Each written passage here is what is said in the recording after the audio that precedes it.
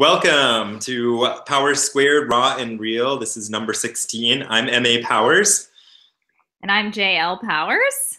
And I'm coming to you from, we're starting to thaw out just a little bit in Maine. And how is it over on the other coast, on the left coast? It is really lovely. I mean, it's warm weather, shorts, but it's been that way for a little bit. Yeah, not so much here. Yeah, I think it was 28 this morning. So I think it's almost 40. Without heat in my house, it's this morning, and I had all the windows open last night, and it was 68 in my house this morning after the windows were open all night. So well, yeah, a little different, yes, but just a little. We're catching up. We're catching up. That's right. That's right. So this week, I wanted to talk to you about writing a little bit, in part because we were talking last week, totally offline, not on Raw and Real, about you were struggling a little bit with writing. Right. We're in the middle of writing book number 2 of Broken Circle, and we really want to get it done. We want to get it done as quickly as possible. I mean, within reason, and have it still be really amazing and wonderful.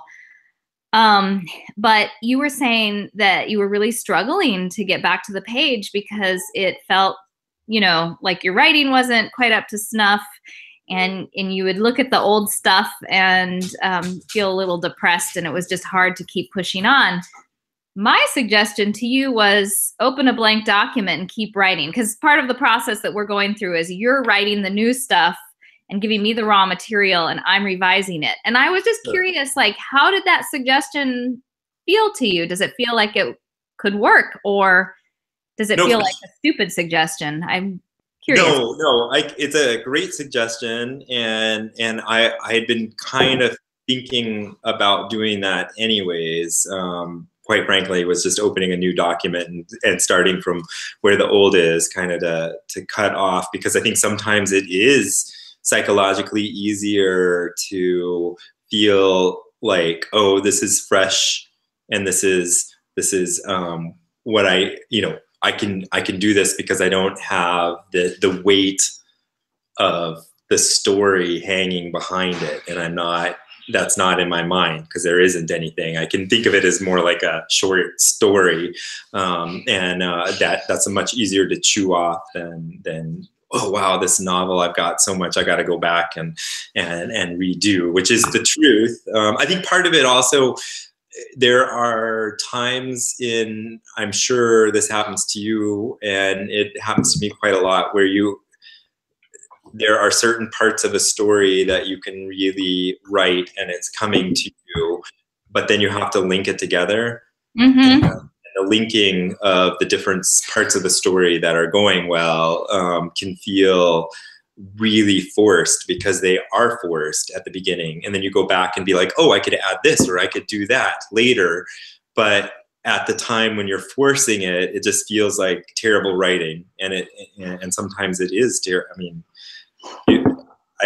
and so I think there's been a lot of me trying to bridge. I know something's coming up, and I kind of have an idea of what's going to happen in it. And then, but I've got more characters than I know what to do with at the moment, and I've got more plot threads to tie in than I know how to do in those scenes, and those can really weight you down. But I think the best thing to do is write it anyways, knowing that you can start weaving those again. But psychologically, having a blank page helps me put those aside and just say, I'm going to try this, which I did last night. I started on a new section. I started writing something that's part of the next book. That part of book 2 or part of book 3? No, part of book 2. Part of book 2. So it's part of this book, that the next sequel. But I hadn't intended to write it, and I probably wouldn't have started writing that if I hadn't had a blank page. And it's just part of the linking story between which sometimes that linking story becomes the main story later when you get to the pruning. So you should never think of any of the writing, or I shouldn't think of any of the writing as being wasteful, because even when we take it out, it usually frames what we put in later. You know, it's interesting because like psychologically what you're talking about is so different from, so many writers talk about facing the blank page and feeling intimidated by the blank page. Right. And I think for me too, I like revising a lot. When I have the raw material there already, I can go in and prune or add to or tweak. Well, I think it's partly because our training has been so different, right? You've had to face down, like you have faced down so much writing, right, in your life that isn't intimidating to you. You've had to process like more words. Probably in the 10 years in your training, you will have processed more words, meaning like taken them in and then made them better than I will probably ever write in my whole lifetime. My training. And so when you look at raw material, you instantly see what's better. Whereas me, I look at that raw material and it's disappointing to me, and I'm not entirely sure how to make it better. And so for me, when I look at that raw material and I know, oh God, this could be better, and I can twiddle with it, and it slowly gets better, but I don't know why it's getting better. That's what drags me down. And so I have all this weight of that. Whereas sometimes when I'm writing something new, it'll be funny to me, right? And then I don't worry about, how terrible, or I don't worry not how terrible it is, but I don't worry how much I have to process afterwards, because I know it's funny, or I know it's exciting, right? Mm-hmm. Or I know, like, the scene in the first book where they are in this limbo world of somebody else that's a carnival on a pier at night. The world is so vivid in my mind that I could get past the fact that I'm probably not putting it out completely, but I also feel like enough exciting is going on and the world is vivid enough that it's going to be good eventually. Mm-hmm. But there's linking to that world is difficult. Linking to that part can be difficult for me, or right now when I have so many characters and they're not talking to each other and I need them to talk to each other, because it's just like you need them to be there, but they're missing limbs and I don't know how to integrate that. That's the weight that burdens me. And so the blank page is like, oh, what if I come up with something cool and funny here? Then I'll be excited, right? And I don't have to worry about all that. Right. Process. I wonder, I haven't really thought about it too much. I've been writing for so long. I do remember that there were times in the past where I'd, struggle with that first draft and finish it and be like, yeah, that's good enough, when I was a really young writer. But it's been a long, long time. And I do remember realizing at some stage that the thing that separates a really experienced writer from a beginning writer is that ability to look at something, see what needs to be done, and actually do it. Exactly. But I do feel like a lot, and here we are, you're a beginning writer. I'm a more experienced writer. But I do think too that a lot of times beginning writers, it's for you see the problem, you just don't know how to get it done. And that's what's overwhelming. But a lot of beginning writers, I think they don't even see that something needs to change. Yeah. It's their own. And I think that those are two huge hurdles to get beyond. One, to begin to see what the problems are. And two, the second hurdle is learning how to fix them. Right. Well, I mean, I guess we're lucky in the sense that I think we've both, lucky for me that although I've struggled with reading and writing, I've been exposed to fantastic literature all my life, and I know, I really like this, and I read slowly just because of the nature of how I learned to read, and so the reading of something, including my own work, yeah, some of them are obvious things, but I just know, I feel that it's clunky. I feel that it's not good, but that comes from being exposed to stuff that is good, right? So that's lucky. Right. You know, it is disturbing to me sometimes. You know, I read a lot, and I read, you know, some published literature that I read a lot from, you know, small independent presses, where I do think some of the best writing is emerging, but also sometimes some of the sloppiest, you know. Right. I've read. So I have, you know, I have read things where I'm like, wow, this could have been so good. It just needed another edit, one or two more edits, and yeah. I think that's the nature, though, of being so experienced, right? Sometimes naivety can help you escape into a world, whereas, you know, so sometimes you can escape just because it's fantastic writing, and sometimes the idea is so great that you can escape into something because the idea is really great. I think it's really hard to escape into a good idea if you are so experienced that you can see, like, I can see problems, but I'm not as, it's not, I don't know necessarily how to fix it.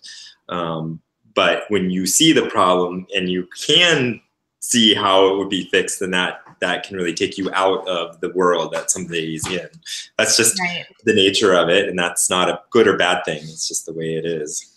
Well, you know, and I think too, it's interesting to me because, of course, you know, I sometimes wonder, where was the editor on this? And the editor may have just encountered an author that dug in their heels and wasn't willing to change things, or couldn't see how it needed to be changed, or wasn't quite at the skill level where they could change it. And, you know, I read recently a really interesting book that was published somewhere else in the world.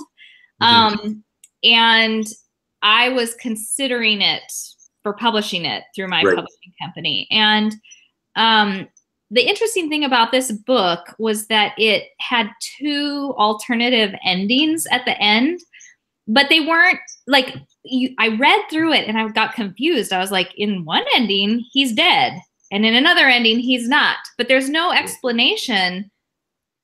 There's not like alternative ending A as the it just goes right in, and alternative ending B. Yes, it's your turn. They're just offered as subsequent chapters, as, you know, what, the penultimate chapter and then the final chapter. And I was like, huh, what? You know, what's going on? And I asked the editors about that, because I was like, there's two different endings. And she said, I know.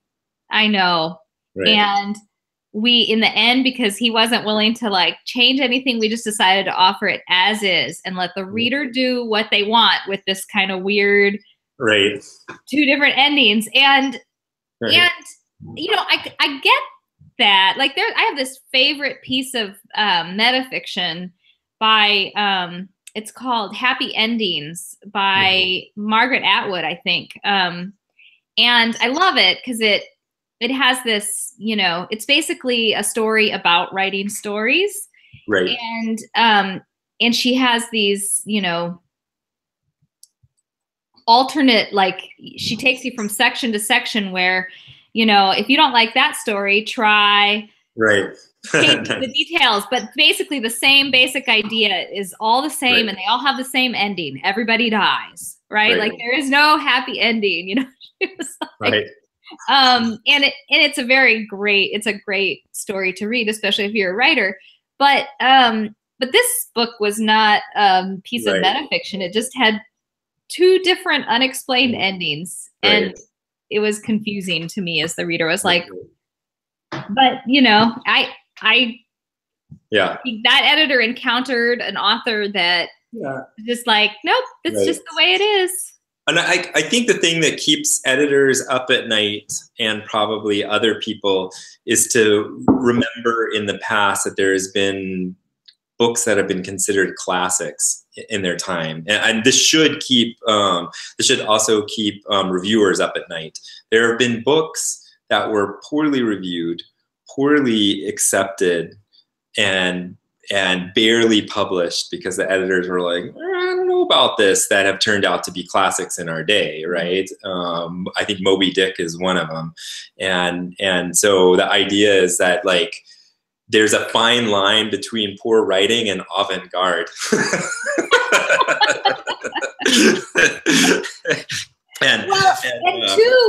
I also think sometimes editors don't know what to do with something that they encounter that's unlike anything else they've ever seen. I have to go in here because of my charger. Right. I'm gonna move. Okay. Okay. And I think about this all the time, especially with, you know, cultural writings that emerge from different cultures. Exactly.